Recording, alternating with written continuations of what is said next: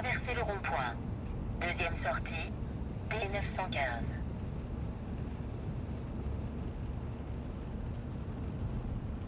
Je ne suis ni un scientifique, ni un explorateur, mais un homme en chemin.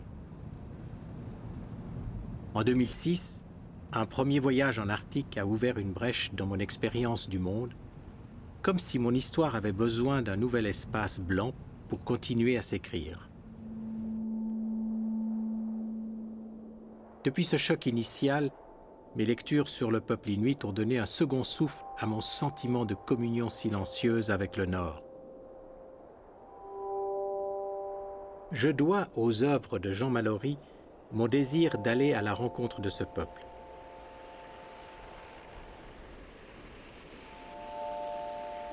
Durant mes 2 séjours suivants, remué par la beauté originelle du Nord et par son immensité, j'ai été confronté à mon propre enfermement. L'urgence m'est alors apparue de faire un pas de plus et de m'ouvrir à ce peuple qui m'avait tant touché à travers mes lectures. Il faut du temps et beaucoup de déplacements au dehors et au dedans de soi pour s'engager sur la bonne route.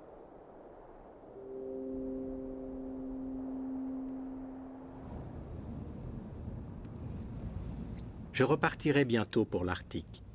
Je souhaite moi aussi faire écho à la présence du peuple inuit et leur offrir un espace afin que l'intelligence singulière des gens du Nord prenne la place unique qui lui revient dans notre histoire. Jean Mallory, explorateur français, ethnologue et spécialiste des régions arctiques, est l'un des premiers défenseurs des Inuits et mon passeur pour ce 4e voyage. Et c'est avec la rencontre de ce grand humaniste que débute cette aventure.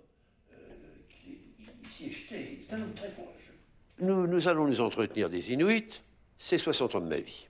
En fait, c'est toute ma vie. Nous sommes d'une ignorance absolue sur les peuples premiers. À travers les Inuits, c'est tous les peuples premiers. On commence à les découvrir. Ce peuple sur lequel vous m'interrogez ne peut être compris que si on remonte toujours à l'amont. C'est les origines qui constituent leur loi. Ils ne sont pas sur la terre, ils sont dans la terre. Ils sont une partie de la pierre, ils sont une partie des animaux, ils sont une partie du vent. Ils sont très humbles vis-à-vis de cette nature.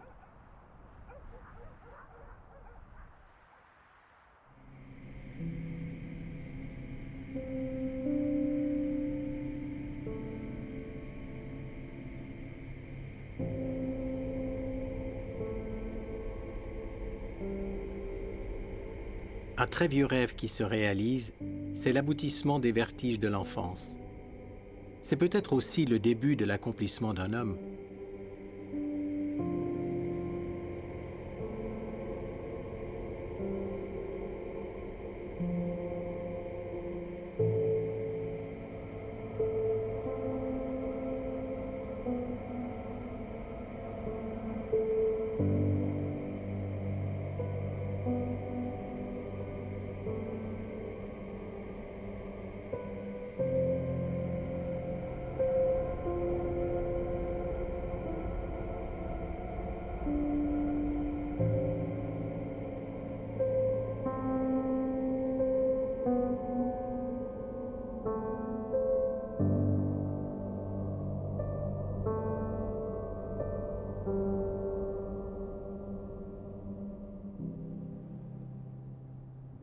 Le voyage qui s'amorce est différent des séjours précédents.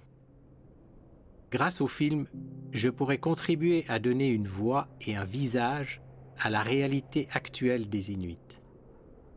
Passer de la contemplation à l'action.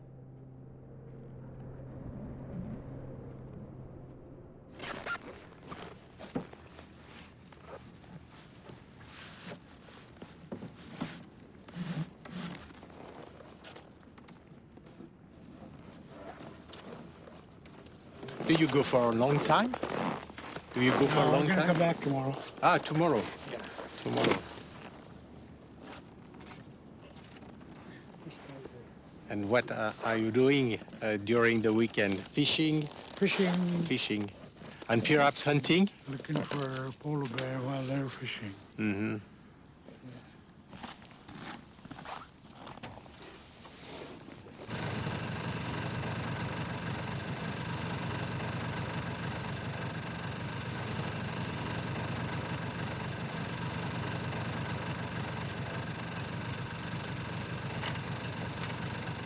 Ici, à Saxe-Harbour, petit village inuit, on est chasseur et pêcheur de père en fils et en fille.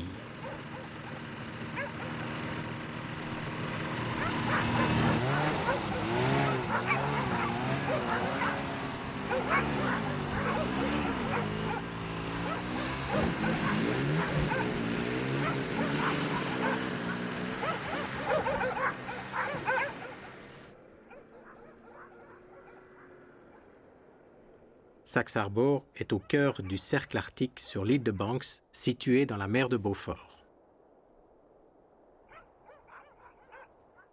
À l'extrémité ouest de l'archipel canadien des Territoires du Nord-Ouest, une petite communauté de moins de 120 personnes occupe un territoire 1,5 fois l'étendue de la Suisse, où nous sommes 8 millions d'individus. Ce lieu unique, à 2 heures de vol de toute civilisation, brouille tous mes repères.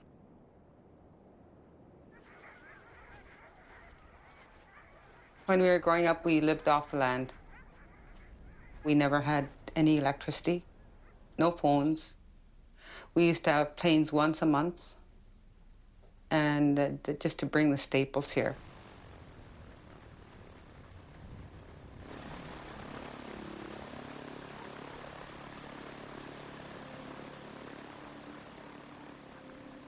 Best memories is when we go out in springtime. That's one time a year that the whole family travels. We used to travel with dog team, and we used to go to the lakes and go hunting and go fishing and then go hunting geese. Our springtime was the best time of year for everybody, and even today, that's the best time of year for all the families. Nowadays, it's really different, like, you know, in regards to how we used to live and how we're going to live in the future. Now we can't even travel very much because of the wind, constant wind. We have no idea what will happen on this land because of climate change. We have to adjust our whole lifestyle. We have to learn to live off the land in different ways.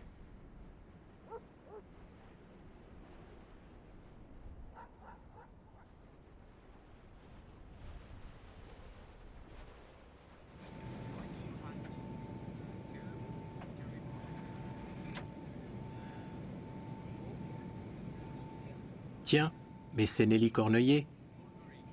Cette femme est un pilier de l'histoire moderne des Inuits. Son enfance semi-nomade entre un père Saami, trappeur norvégien, et une mère inuit-inupiaq fait d'elle un témoin attentif aux souffrances et aux espoirs de son peuple. Dès 1960, elle prend part aux actions menant à la signature de l'entente de 1984 qui rétrocède aux Inuits leurs terres et leurs droits. Première femme à avoir été élue Premier ministre des Territoires du Nord-Ouest en 1991, Nelly Cornuiller personnifie le développement au centre duquel elle met son peuple. Ici, tout le monde connaît Nelly.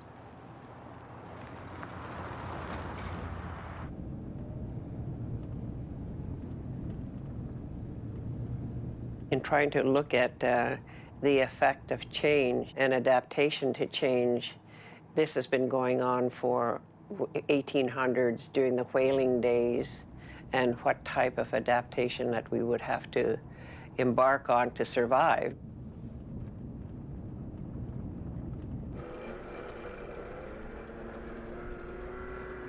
People also were excited about some of the changes that were taking place, but they would have preferred to be in more of a control of those changes and how they were done. They were trying to get the best out of both worlds.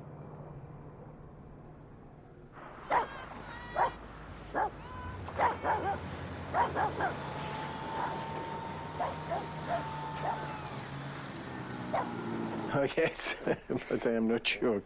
I never. Yeah, you can sit there. It's a wonderful skin. We had so many white foxes a couple of years ago in the fall time. Like, there'd be 40, 50 foxes around the house, just in the morning. When? This was a couple of years ago. A couple of years ago. Yeah. Oh, okay. There was so much foxes on this island. Like, they were all over the place.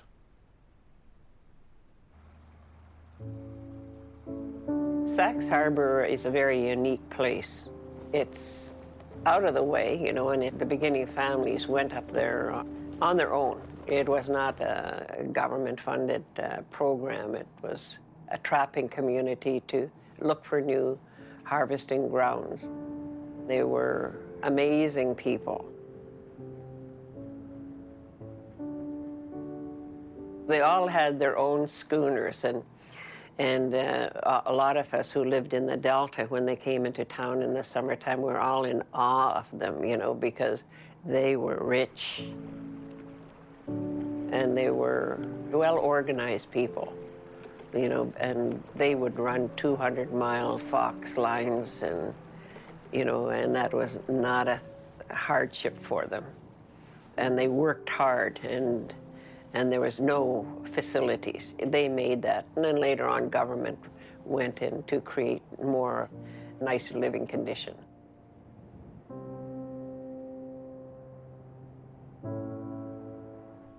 People were making money. They were even getting furniture from Seattle. Yeah. Tables, fancy cabinets and stuff like that. And, you know, they'd be having them in their log houses. Mm-hmm.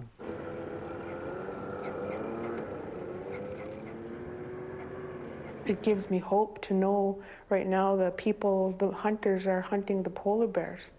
And there's some people who are getting polar bears 10 plus feet. I mean, it gives me hope to know that these animals are still growing that large, that they're still able to survive. My generation still enjoys to be out on the land and still enjoys to harvest. We do have the meats that come from the south, you know, chicken and beef and pork chops and stuff like that, but we still prefer our own traditional food. And right now, with my young growing family, we're trying to teach them what our parents taught us. Obviously, we don't live as close to the land as our parents did and our grandparents did, but still, we still like to go out and sustain ourselves through what God has given us, is animals that we can survive off of. I'd say 60% traditional and 40% on the land. We're extremely fortunate to be living so close to the land still. We have all of this open space, and we really treasure it. It's ours, it's where we come from, it's what we grew up on. We really depend on it, and we respect it.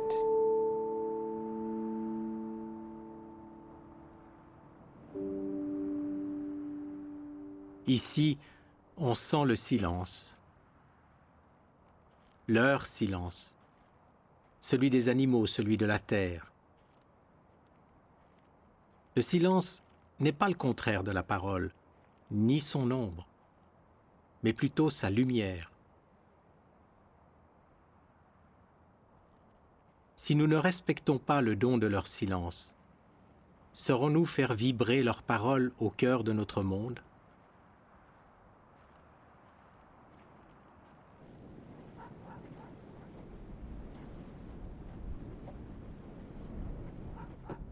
We hang it outside to freeze dry and let the elements clean it for us. I'd say a month sitting outside in the sun.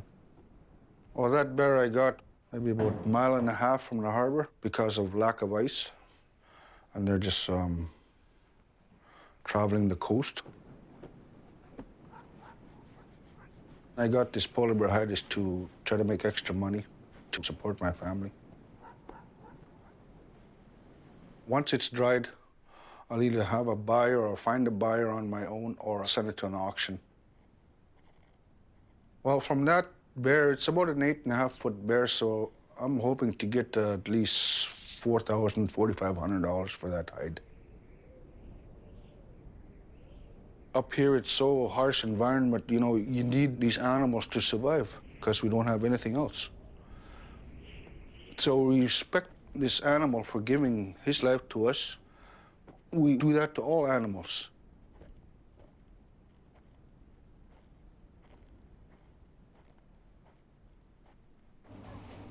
Oh, they're back.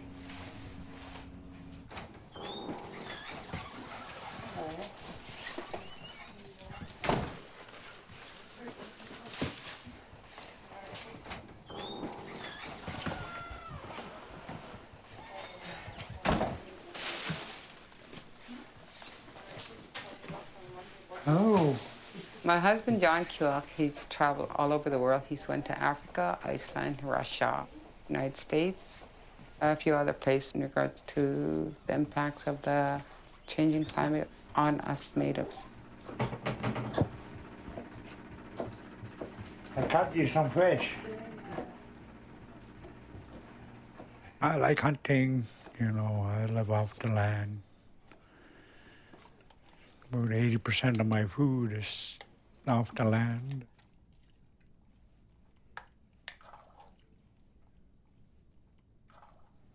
Well, talking to my elders, you know, and they started realizing back in the 80s that the climate was changing, you know. It's getting a lot warmer.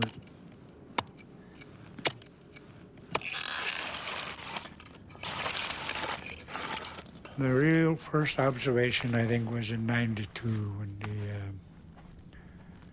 El Nino, and it was quite mild that year.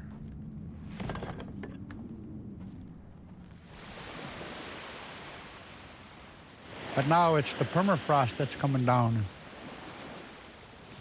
and the ground being disturbed and more of the permafrost being exposed to the heat and the sun, the wind, you know. Now there's more rain and the sun is shining all the time, or warmer summers, earlier springs. And once this starts, I don't know what's going to stop it.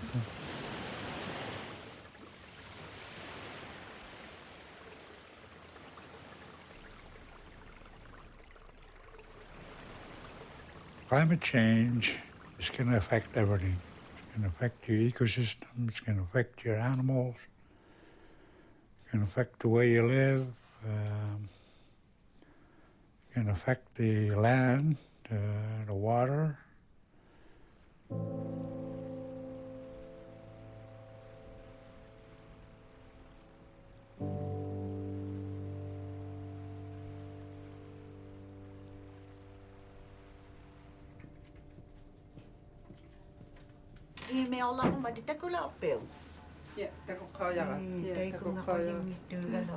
Je suis étonné par le rôle important joué par les femmes ici en Arctique. Marie Simon est l'une de ces voix inspirantes du Nord. Première femme inuite à devenir ambassadrice canadienne, son action s'exerce à l'échelle nationale et internationale. Elle a, entre autres, négocié la création d'un conseil composé de 8 pays, connu aujourd'hui sous le nom du Conseil de l'Arctique. Marie Simon a consacré sa vie à lutter pour la justice sociale, particulièrement pour les enfants et les jeunes, ainsi que pour la préservation de la langue de son peuple. My father was the manager of the Hudson Bay fur trading post, and my mother was a unilingual Inuit. She didn't speak any English. And my father, who was from another part of Canada, was very fluent in our language, so we always spoke Inuktitut at home and lived a very traditional lifestyle. We hunted and fished and camped all the time when I was growing up. A wonderful way to raise your children, because we were taught everything about life.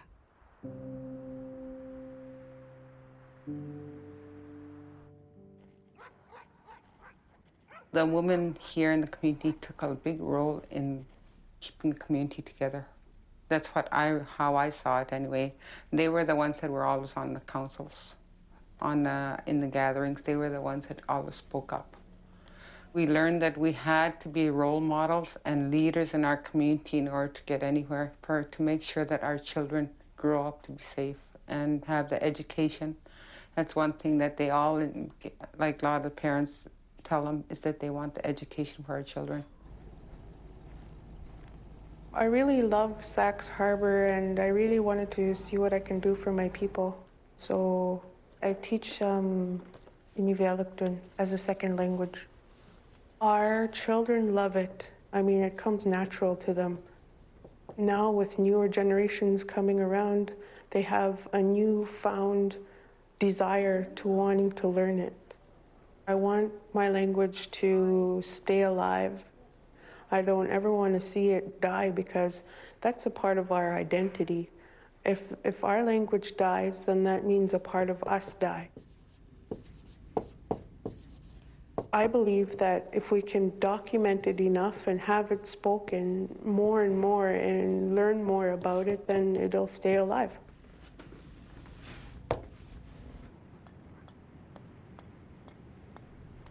My parents go to residential school too. And one thing they weren't allowed to do is they weren't allowed to talk their language. So my parents never spoke our language in front of us or taught us. Because they knew what happened if they spoke their language in residential school. And so it just got lost here. We're trying to get back in this community. It's hard. More of the kids in our community know a lot more words than I do because of school.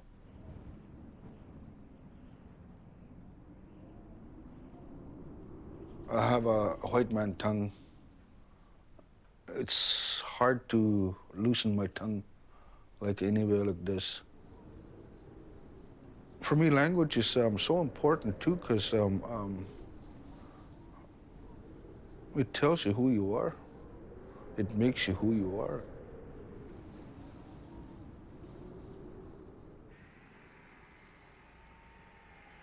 In some areas, we feel like we do have the same rights as everybody else, like all non-Aboriginals. But we still do have some of the people that do come here that are very racist. Racism will never, ever go away. That's what my father was fighting for, is that we want to be treated the same as every other individual in Canada.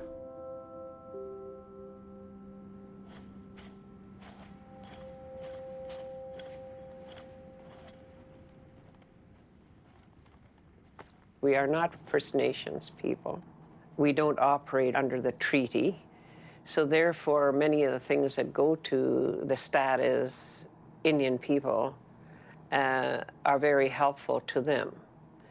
But when it comes to us, from our claim, we entirely look after ourselves. There isn't like government money that says, so here's your core money, and and then do what you have with your land claim money. We don't have that. L'Arctique m'apparaît comme un miroir où je découvre peu à peu le visage ouvert de l'homme que je suis. D'un être capable de voir et d'être vu dans sa solitude originelle, sa vulnérabilité et son besoin de liens libres et durables. Je prends le risque de faire confiance à ce regard neuf, susceptible de rejoindre l'autre là où il a besoin d'être vu à son tour. Il émane de ces contrées nordiques une ferveur tranquille qui contraste avec l'apathie et le défaitisme qui m'entourent ici. Comme Jean Mallory, je sens une forte parenté avec les habitants du Nord. Serait-ce parce que je retrouve en eux le noyau caché de ma propre nature ?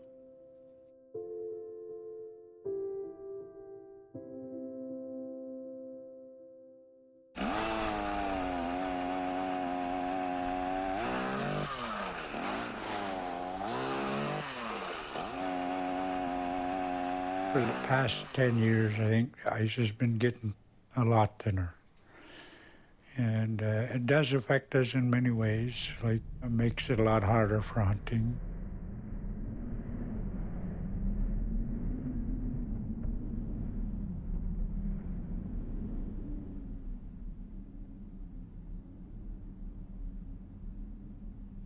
Living in the north, we have to deal with whatever's in front of us. And so we have to learn to cope with it. It is harder to predict the weather now, but now that we have modern technology, we use the internet to check the forecast and satellite imagery, check the ice conditions.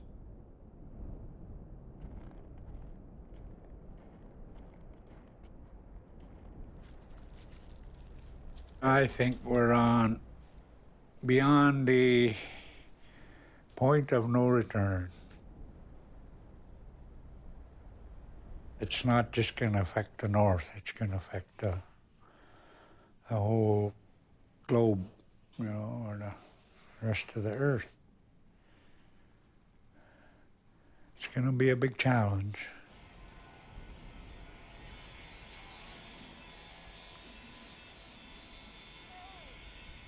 Climate change issues do not evolve from the Arctic. The climate change in itself is from developing countries, you know, that aren't controlling their emissions. We all know that. But as Inuvialuit, what can we do? Some of our members of our Inuvialuit society do go and really do make an effort to talk to the international and national forums.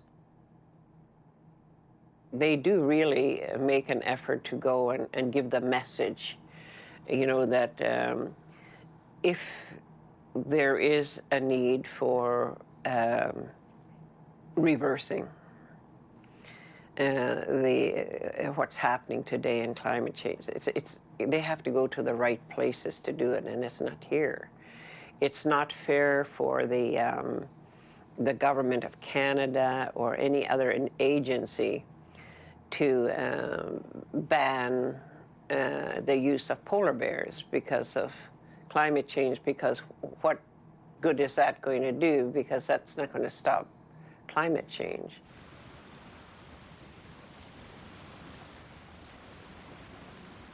The tougher part of climate change is nobody wants to commit to it. Not the government, you know. Of course, the big oil companies are against it. Whenever it's brought up, it's like brushed away.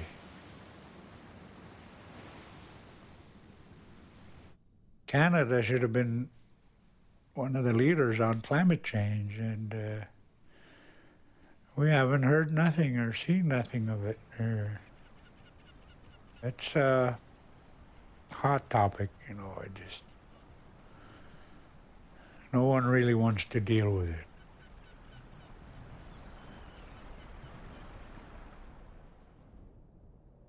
Ici, le temps se dilate à l'infini.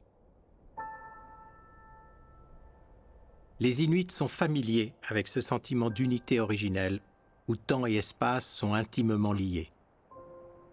En communion avec les éléments, ils deviennent le lieu même où ils respirent.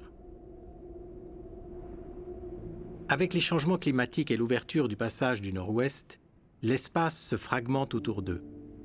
L'équilibre est rompu, et les peuples de l'Arctique font maintenant face à des échéances et à de nouveaux choix. Ils entrent de plein pied dans notre temps linéaire, calculé, mesuré. Ici, du point unique où je me tiens, j'apprends à être fidèle à l'immensité qui m'habite depuis le premier voyage. J'apprends à voir dans un seul regard l'éternité et l'extrême fragilité de notre temps.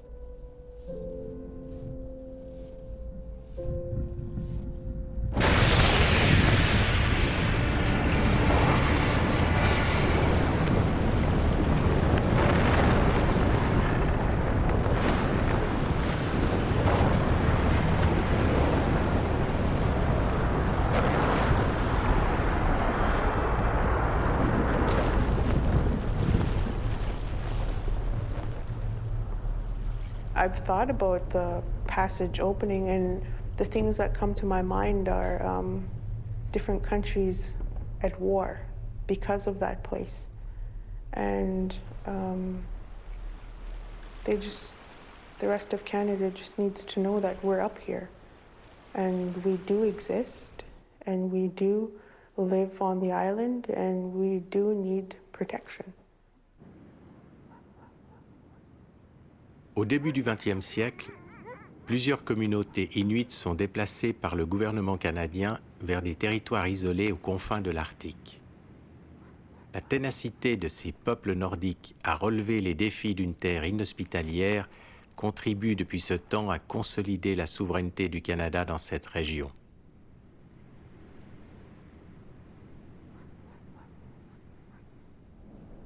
Aujourd'hui, la fonte des glaces accentue la possibilité pour les navires de sillonner des eaux autrefois impénétrables. Le contrôle du passage du Nord-Ouest devient ainsi un enjeu capital, un pouvoir que plusieurs pays convoitent. L'impact environnemental de cette nouvelle route maritime est préoccupant pour l'écosystème fragile de l'Arctique, particulièrement le risque de marée noire. Qu'adviendra-t-il des populations nordiques dont la survie dépend du lien intime qu'elles entretiennent avec ce territoire? Le Canada saura-t-il protéger ses citoyens inuits contre de tels bouleversements qui menacent leur façon unique de s'inscrire dans le monde?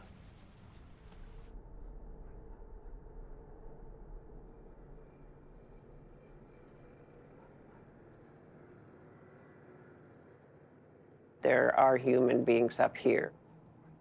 Right now, with the major issues of what's happening in the world and nationally, we're very much in play.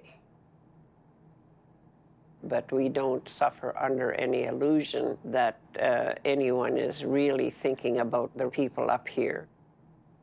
It's the resources. It's what they want to do and what they want to get out of it. Sometimes you just feel that they're saying to themselves, what if these people weren't here, you know? It would be so much easier, you know? But the fact is that we do exist. And we've been here a long time, and we aren't going to go anywhere.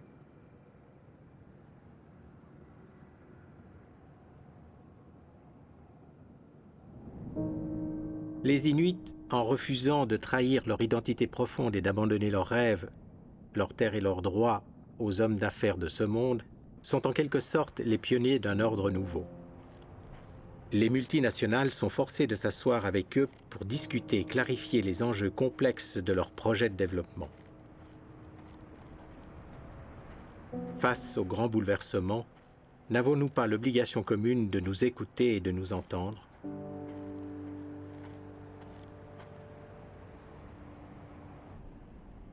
We have our environmental review processes, you know, that, and then we also have our wildlife measures. And those are measures that always have to be on the table when we're deciding, do we do this or do we do that, you know? And we're very clear about it. So we have comprehensive agreements with almost all the major oil companies and gas companies, and it's not, you know, like it's a process of how you do business up here.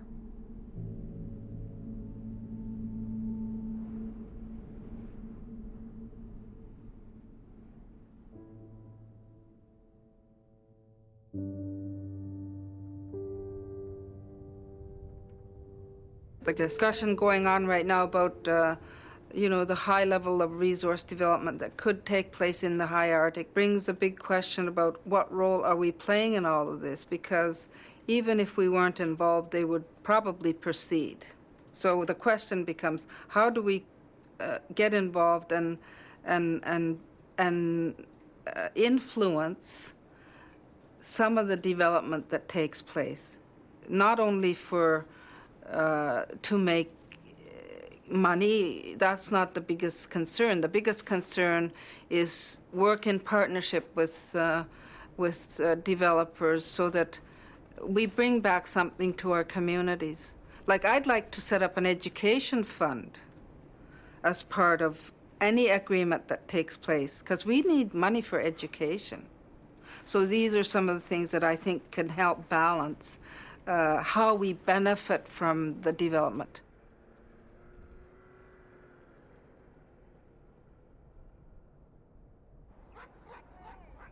For me, I'm just hoping my children can survive in the modern world and still be able to go and practice our culture, because you need that to know who you are.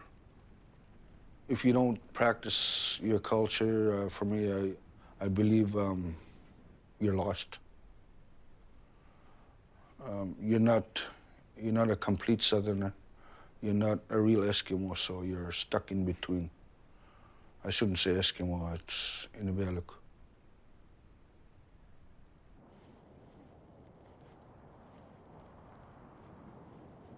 This is my son, Stephen Lucas. He's 18 years old. That's my dad, John Lucas Jr. He's 39 years old.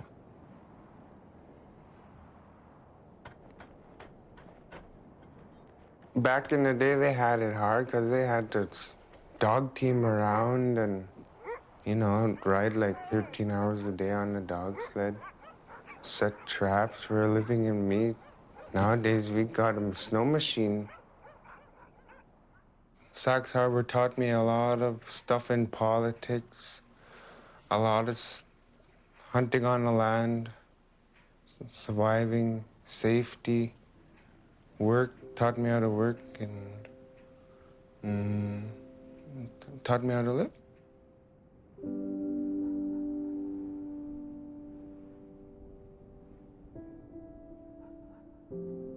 For me, the most important wish I could have right now is probably nothing, because I got everything I need up here. Everything I want.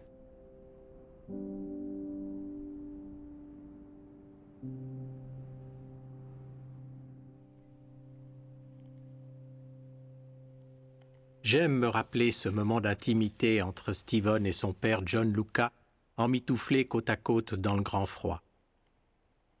Et surtout les propos étonnants de ce jeune Inuit qui sont si différents du discours pessimiste habituel.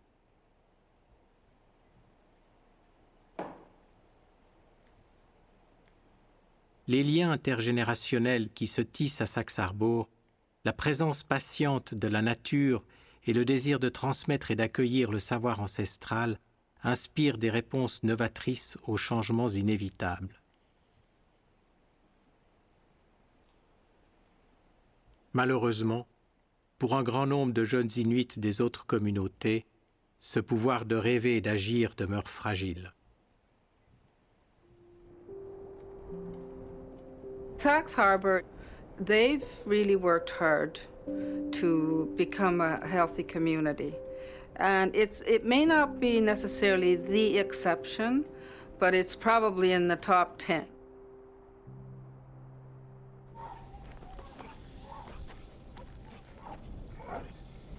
We want to build healthy, sustainable communities where people are contributing to their own society as well as to the rest of Canada. We have a huge workforce up north. The population in the Arctic, the younger people, over 51% of the population is less than 25 years of age. So education is of utmost importance. The young people know that not only do they have to carry on, but they also have to be well educated to take on the responsibility of what we are doing today. For my children, I want them to know who they are and where they come from and be proud of who they are. I want them to know that. But I also want them to know the outside world and get the best of both worlds.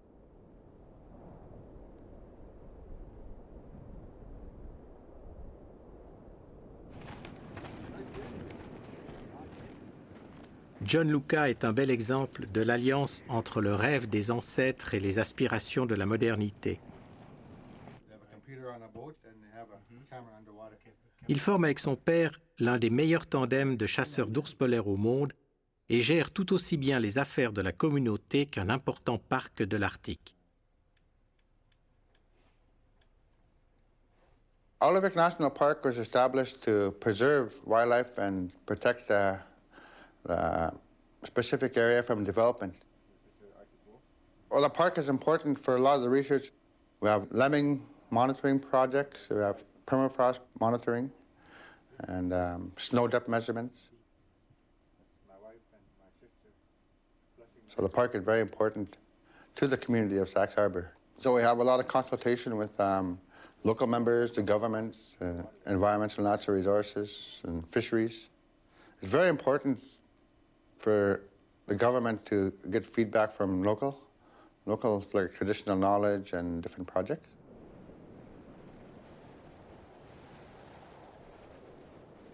Polar bears, it's hard to say about polar bears. The last count I did, they said there's about 1,200 polar bears per region, so that's pretty healthy population here.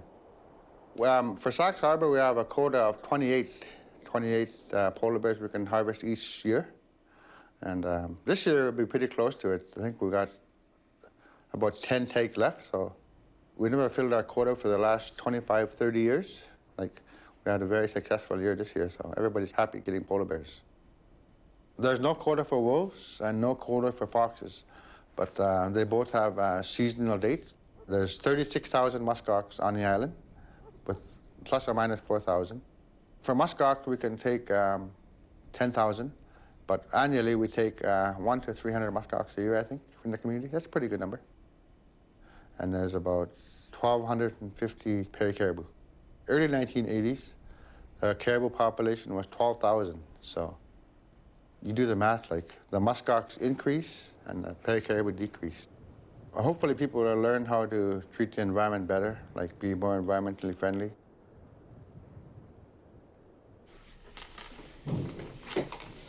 The reason I went in politics, or what I'm working for right now, is to make sure that Sachs Harbor is not left out, even though because it's a small community. No?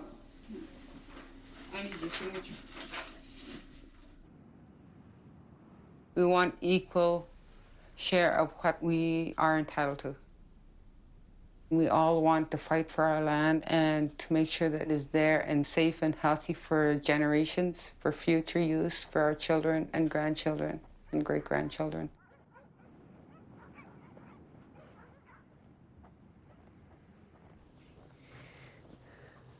I do these for those elderly ladies, so I have to pack them up. They go to Sachs, to Holman. This shop here was set up to promote the arts and crafts of our beneficiaries. Comme l'ensemble des habitants de Sachs Harbor, Donna Keogak et Nelly Cornoyer nous rappellent que sur l'échelle sociale, tout est important. Prendre soin de ses proches, se mobiliser pour le bien commun, se préoccuper des générations futures.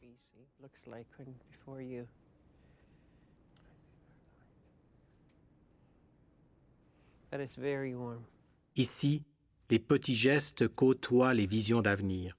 Le politique et le quotidien se rejoignent.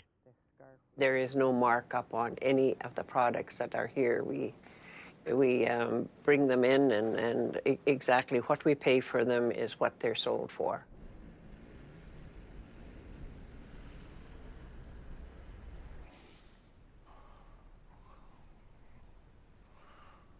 Too much TV, too much computer, and other distractions, like being occupied by something that's not real, I guess. You can't even communicate with the TV. That's the way of the world now, I guess. The way of, I guess, evolving. I guess everybody evolves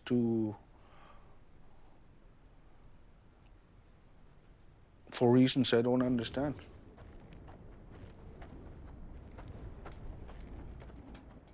I don't know where our future's going here. It's kind of sad. I'm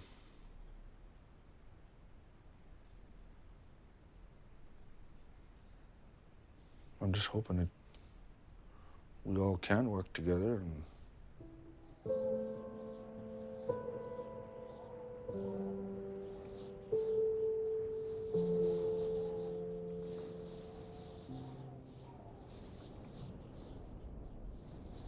La fonte des glaces annonce la perte des repères, la fonte des certitudes.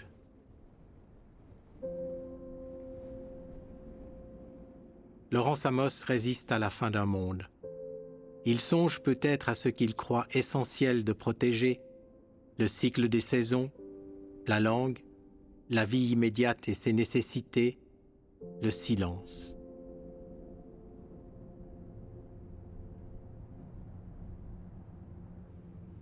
Knowledge is power. It's not just money is power. Knowledge is power.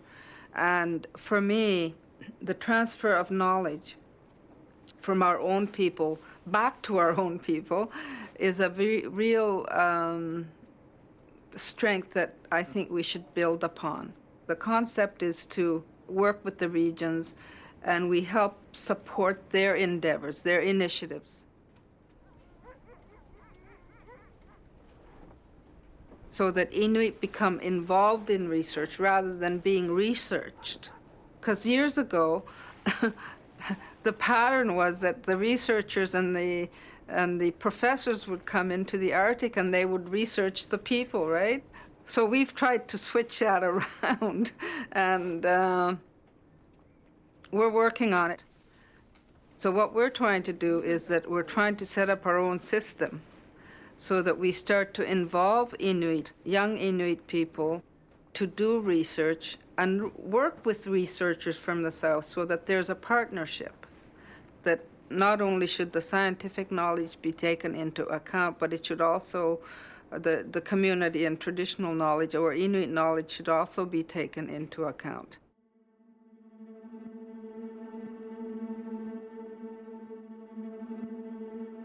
Avec leur expérience, ils doivent être nos maîtres.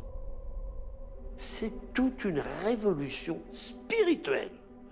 Nous avons à réapprendre que dans la nature, il y a une pensée.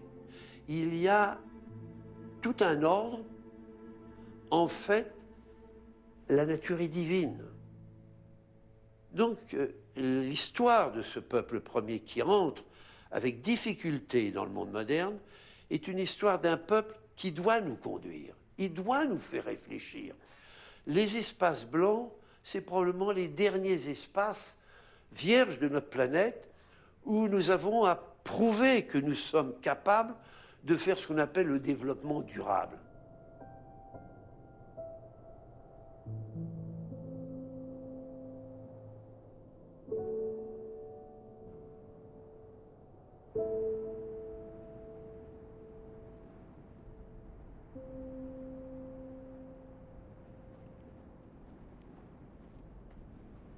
Life up in Saxe Harbor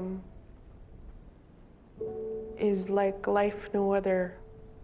I mean, people say, oh, you're so small town, you're so isolated, you're so far away, and I could never live there. But you know what? If you've grown up here, and if you've lived off the island, if you've lived in the community, if this place was your home at one time, it'll always be home.